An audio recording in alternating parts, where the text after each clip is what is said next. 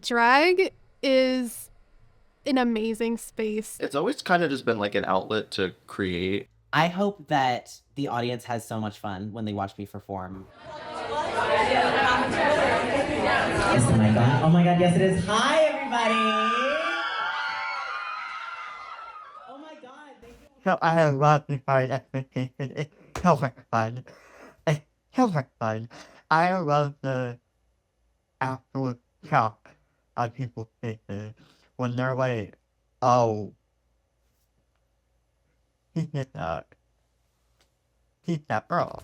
Please give your warmest, loudest, most boisterous welcome to Scarlett Rose!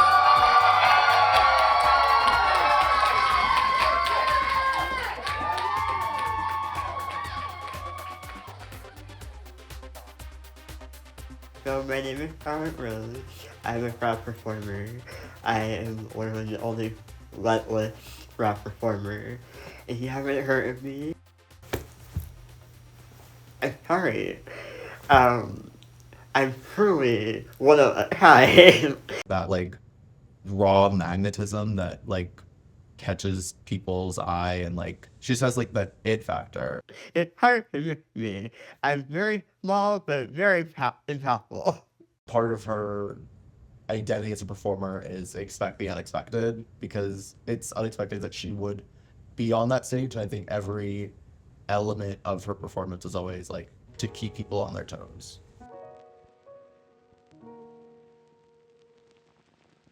Whatever. It's normal. It's me. I was born with the syndrome of Parkinson's syndrome.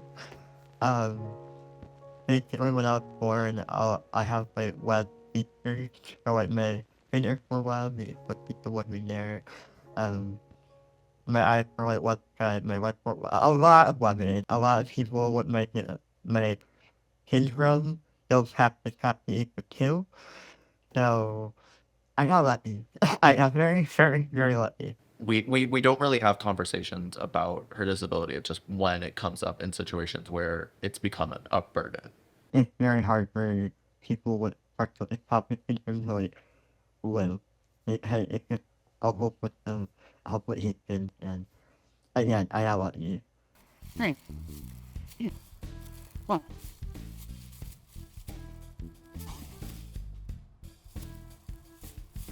I started walking her clothes, and I hated.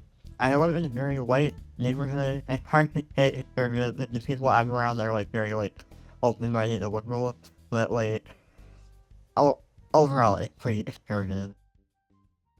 A lot of the places that I lived in were very conservative, and queerness just wasn't even like a conversation. And there wasn't really space for me. I'm very fortunate because I do live in New York City, but there are tons and tons and tons of queer people all over the country and all over the world that don't have that space. I don't like living here. It's boring. There's nothing to do. Like, it's just boring. I'm sure something like in like a more hustlin' bustlin' town would be more her lane. What's that thing? This small time and again. I need an update. Oh. Well, I never thought I was actually going to keep rap. Then I met my rap mom, Mora Monáe. Words cannot describe how much I love this girl. She was very sweet, very talkative, and I had thought I recognized the face from Instagram, but that was our first like in-person encounter at all. She asked me to be a model for her in her show, and that was the first time I had to like be in drag, and I kept on seeing, I heard the applause, I got the adrenaline, and then I just keep starting to be drag. And so one day I brought it up to her. I was like, hey, do you want to be my drag daughter? And she's like, yes. I was going to ask you. And it just kind of went from there. And I also got amazing opportunity out of it. Like, I got to model more. I met Sabrina, who is also my drag baby. I'm still very new to drag. I'm small little baby. Stella Rose is my drag mom. She is definitely a big reason why I decided to pursue drag, like, as I am right now. Some audience member at a show wants to start doing drag, and they will start talking to another performer, and they will often help them like learn how to do makeup and help them with costuming, hair, how to perform. It's just funny. I feel like I'm having my hand held by, like, my drag mom is younger than me. So, but it is what it is. It's only getting more queer from here. The drag community brought me Mora. Because of her, I was able to just have everything else. So, she brought me my drag mom. And now I have a beautiful drag kid. Stella's very near and dear to my heart, and I'm always screaming at the top of my lungs, cheering for her. So, and I know she does the same for me.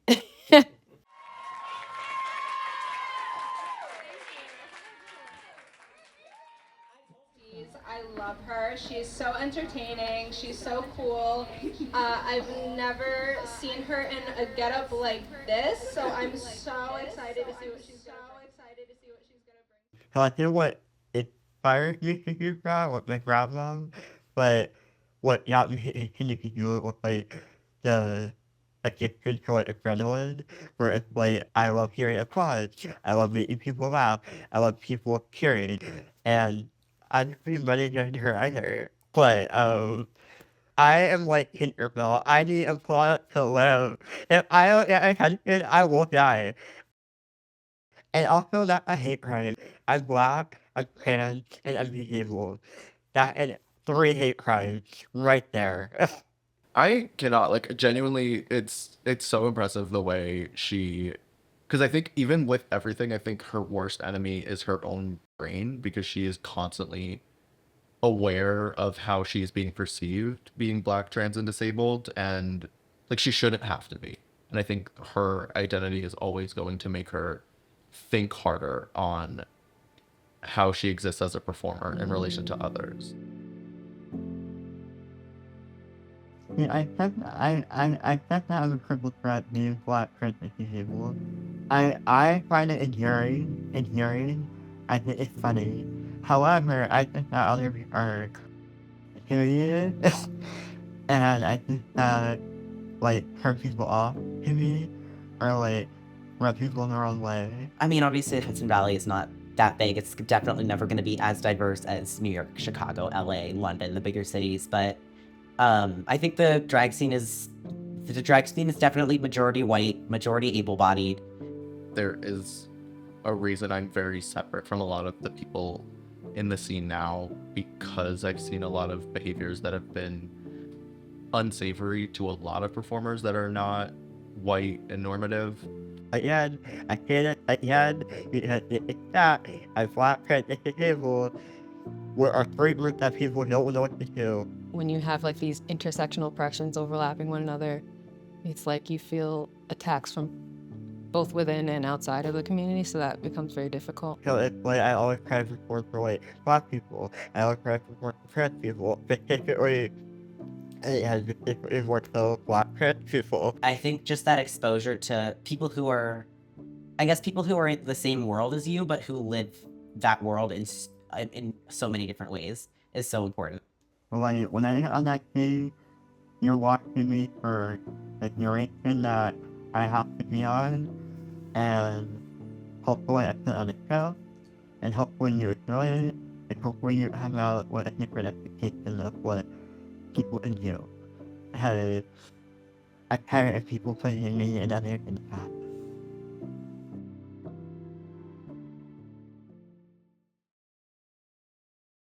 All I ever wanted to do when I was little, I wanted to inspire people, and Brad gave me that opportunity. Well, I think she already is inspiration to other black, trans, and or disabled performers, or just people. I have a speech accompaniment athlete in literally key, and I'm not the best of my words. So like, performing is a way for me to be more, that's my communication. Performing is how I talk. I think that's what Brad does for me, where it's like, I have to live my dream and inspire others, because I always wanted to. She's always doing so many things that I don't think that her art is going to be limited to where her drag takes her. I think it's going to be her as a person. I know she wants to be on Drag Race, and I hope one day that she can do that. I love Drag Race, and I always imagined myself like winning Drag Race if I ever got on. Like, one day you're probably gonna see me on Drag Race, and if you don't, you'll see me on something else. Like, just wait. Just wait.